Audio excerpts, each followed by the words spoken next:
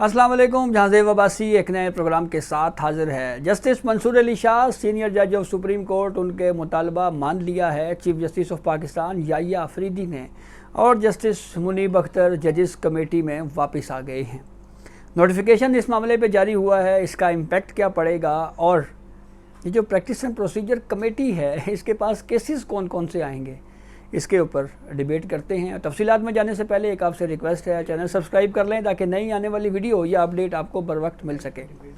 सबसे पहले तो आपको ये बताएं कि आर्टिकल 63A की तशरीह के रिव्यू का जो मामला था, उस मामले पे जब ये बातें शुरू हुई कि इस रिव्यू को समाअत के लिए मुकर्रर होना चाहिए, उस वक्त जजेस कमेटी का इजलास होता है और इससे पहले भी प्रैक्टिस एंड प्रोसीजर कमेटी के इजलास के ज़रिए ये कोशिश की गई कि 63A रिव्यू केस को फ़िक्स किया जाए हियरिंग के लिए, या फिर मखसूस नशिस्तों की जो रिव्यू केस है उसको समाअत के लिए मुकर्रर किया जाए।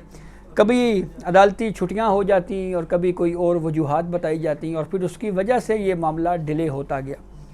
लेकिन फिर उसके बाद एक ऑर्डिनेंस जारी हुआ, सदारती ऑर्डिनेंस, जिसके ज़रिए चीफ जस्टिस ऑफ पाकिस्तान को ये इख्तियार दिया गया कि वो कमेटी के जो एक मेंबर हैं उनको मुंतखब कर सकते हैं।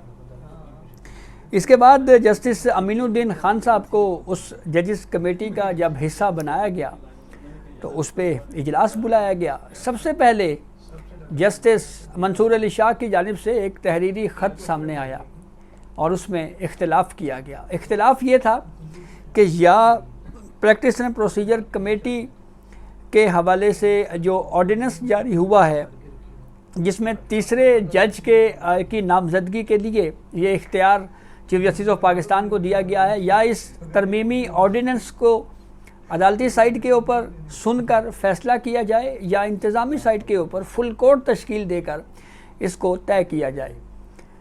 लेकिन फिर उसके बाद जस्टिस मंसूर अली शाह साहब उस जजेस कमेटी में नहीं आए और जस्टिस मुनीब अख्तर साहब को भी बुलाया गया। फिर एक बेंच तश्कील दिया गया आर्टिकल 63A का, उनके ऊपर उनका एक ख़त सामने आया जस्टिस मुनीब अख्तर साहब का भी। उस ख़त में जस्टिस मुनीब अख्तर ने कहा जी कि वो इनेबल हैं, यानी वो दस्तयाब नहीं हैं, वो ना ही बेंच से रिक्यूज़ कर रहे हैं और वजह यह है कि वो इस वक्त दस्तयाब नहीं हैं, इसलिए बेंच में नहीं बैठ सकते। जहाँ पे एक तरफ ऑर्डिनेंस के अजरा पे चीफ जस्टिस उस वक्त के चीफ जस्टिस काजी फ़ायद ईसा साहब ने फ़ौरी तौर के ऊपर उसके अमल किया, वहीं पे इसमें भी कोई दो राय नहीं है कि साबिक़ चीफ जस्टिस काजी फ़ायद ईसा सदारती ऑर्डिनेंस के अजरा के ऊपर बहरहाल एक नाकिद के तौर के ऊपर सुप्रीम कोर्ट में जाने जाते थे, उनकी ऑब्जर्वेशंस जो हैं वो दी जाती थी। दूसरी तरफ ये राय भी थी कि सुप्रीम कोर्ट को या चीफ जस्टिस ऑफ पाकिस्तान को गैर फ़ाल इस मामले पे नहीं किया जा सकता। बहरहाल जब ये सिलसिला चला आगे, जस्टिस मुनीब अख्तर बेंच में शामिल नहीं हुए। जस्टिस मंसूर अली शाह ने ये कहा कि या तो जस्टिस मुनीब अख्तर साहब को वापस कमेटी में शामिल किया जाए, और या फिर दूसरा उन्होंने हल ये बताया कि इंतज़ामी साइड पे या जुडिशल साइड पे प्रैक्टिस एंड प्रोसीजर जो तरमीमी ऑर्डिनेंस है उसका फ़ैसला किया जाए। फिर केस चला 63A रिव्यू, उसके ऊपर फ़ैसला हुआ, आइन को असल हालत में बहाल किया गया। मंसूर अली शाह साहब बाइकआउट पे रहे, या एक व्यू उनका था। जस्टिस मुनीब अख्तर साहब भी यही कुछ उन्होंने किया। अब जब चीफ जस्टिस याहिया अफरीदी साहब चीफ जस्टिस ऑफ पाकिस्तान बने हैं तो उन्होंने उस पुरानी कमेटी को बहाल कर दिया है। अब जस्टिस मंसूर अली शाह भी इस कमेटी का हिस्सा हैं, जस्टिस मुनीब अख्तर साहब को भी शामिल कर लिया गया है। यानी दो बातें जस्टिस मंसूर अली शाह साहब ने की थी कि या तो जुडिशल या इंतज़ामी साइड के ऊपर फुल कोर्ट को तरमीमी ऑर्डिनेंस को तय करना चाहिए या पुरानी कमेटी को बहाल करना चाहिए, तो जो और जस्टिस मुनीब साहब को वापस यानी शामिल किया जाए। तो जो दूसरा मुतालबा है उस हवाले से जो नोटिफिकेशन जारी हुआ है उसमें जस्टिस मुनीब अख्तर साहब को इसमें शामिल किया गया है। अहम बात यह है कि जो कमेटी की कंपोजिशन चेंज हुई है ये भी ऑर्डिनेंस के तहत ही हुई है, और उस ऑर्डिनेंस ने ही जस्टिस याहिया अफरीदी साहब को ये इख्तियार दिया हुआ है कि वो तीसरे मेंबर का इंतखाब जो है वो कर सकते हैं। तो उन्होंने अब जस्टिस अमीनुद्दीन साहब की जगह, जस्टिस अमीनुद्दीन खान की जगह जस्टिस याहिया अफरीदी साहब ने जस्टिस मुनीब अख्तर साहब को शामिल कर दिया है। अब सवाल ये है कि ये जो प्रैक्टिस एंड प्रोसीजर एक्ट या तरमीमी ऑर्डिनेंस के तहत जो बेंचेस बनते हैं वो केसेस कौन कौन से सुनेंगे। उससे पहले हम चलते हैं 26वीं आईनी तरमीम के ऊपर कि 26वीं आईनी तरमीम में क्या कहा गया है। 26वीं आईनी तरमीम का आर्टिकल 191 है 191, उसमें आईनी बेंचेस का जिक्र है और कहा गया है जी कि आईनी बेंचेस की तश्कील time to time judicial commission तय करेगा यानी तश्कील देगा। और ये आईनी बेंचेस केसेस कौन कौन से सुनेंगे, आर्टिकल 184(3) के, यानी जो extra ordinary jurisdiction fundamental rights की इन्फोर्समेंट के हवाले से जो इख्तियार समात है। और ये आर्टिकल 184(3) जिसका माजी में बेदरेग इस्तेमाल हुकूमतों के ख़िलाफ़ या पॉलिटिशियंस के ख़िलाफ़ बहरहाल बदकिस्मती से होता रहा है। फिर उसके बाद दूसरा इख्तियार समात है आर्टिकल 185(3), ये भी आईनी बेंचेस में जाएगा, यानी हाई कोर्ट के वो फैसले, उन फैसलों के ख़िलाफ़ अपीलें जहाँ पे कोई कानूनी या आईनी सवाल मौजूद हो, वो केसेस भी आईनी बेंचेस में होंगे। आर्टिकल 186 एडवाइजरी जुरिसडिक्शन, जो सदर को अगर कोई सवाल पूछना हो और फिर उसके ऊपर कोई राय देती है।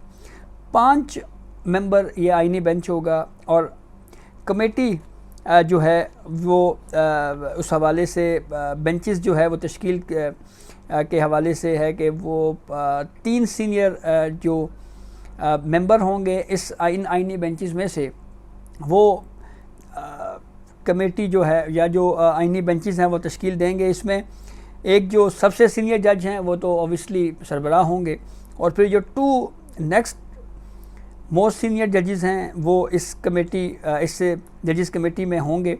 और फिर आगे ये कहा गया है कि रूल्स एंड रेगुलेशंस जो हैं वो सुप्रीम कोर्ट खुद तय कर सकती है। अब यहाँ पे एक सवाल ये आता है कि अगर पार्लियामेंट सादा अक्सरियत से कानून साजी करके आईनी बेंचेस के लिए रूल्स एंड रेगुलेशंस बना के ये तय कर दे कि आईनी बेंचेस के जो जजेस हैं वो कैसे होंगे, तो फिर तो मेरे ख्याल में ये मामला हल हो सकता है। दूसरा ये सवाल कि अब जो रेगुलर बेंचेस ही हैं वो प्रैक्टिस एंड प्रोसीजर कमेटी के जो केसेस हैं वो सुनेगी। अब रेगुलर, क्योंकि ये आईनी बेंचेस की तो तफरीक बिल्कुल अलग कर दी गई है ना, तो क्योंकि इसका कॉन्सेप्ट ये था कि जो मास्टर ऑफ द रोस्टर का जो कॉन्सेप्ट है कि ये 184(3) के 185(3) के 186 के कि ये मास्टर ऑफ द रोस्टर जो है वो चीफ जस्टिस ऑफ पाकिस्तान ही है। तो अब ये जो पावर्स हैं वो मुंतकिल हुई हैं आईनी बेंचेस को, तो इसके लिए अलग से रूल्स या अलग से पार्लियामेंट कोई कानून भी बना सकता है। अब सुप्रीम कोर्ट की अब ये जो कमेटी बनी है जिसमें याहिया साहब हैं, जस्टिस मंसूर साहब हैं, जस्टिस मुनीब अख्तर साहब हैं, तो इस कमेटी को मेरे ख्याल में अब वो रेगुलर केसेस ही समात करेगी। समात के लिए मुकर्रर करने के लिए इजलास होगा। अब वो रेगुलर केसेस कौन कौन से हो सकते हैं, ऐसे हाई कोर्ट के फ़ैसलों के ख़िलाफ़ ज़मानत के केसेस जिनमें कोई आईनी या कानूनी सवाल की तशरीह हल तलब ना हो। फिर उसके बाद प्रॉपर्टी के ऐसे केसेस, हाई कोर्ट के फ़ैसलों के ख़िलाफ़ अपीलें जिसमें कोई आईनी या कानूनी सवाल जो है वो हल तलब ना हो या उसके ऊपर कोई क्वेश्चन ना उठाया गया हो। तो इस तरह के जो सर्विस मैटर्स हैं जो मुतलका फ़ोरम से आते हुए सुप्रीम कोर्ट में आएंगे, लेकिन वहाँ पे भी एक शर्त 26वीं तरमीम में ये लगाई गई है कि अगर कोई तशरीह का इशू है कानून का या आइन का, तो वहाँ पे फिर वो मामला आईनी बेंचेस को जाएगा। तो इससे सूरत हाल वाज़ेह है कि जो असल पावर है जो सुप्रीम कोर्ट के आईनी बेंचेस की, उसके लिए अभी रूल्स बनने हैं, कमेटी बननी है और उसमें देखना है कि किस किस को शरीक किया जाता है। तो ये अब तक की अपडेट थी जिससे हमने आपको आगाह किया। बहुत शुक्रिया।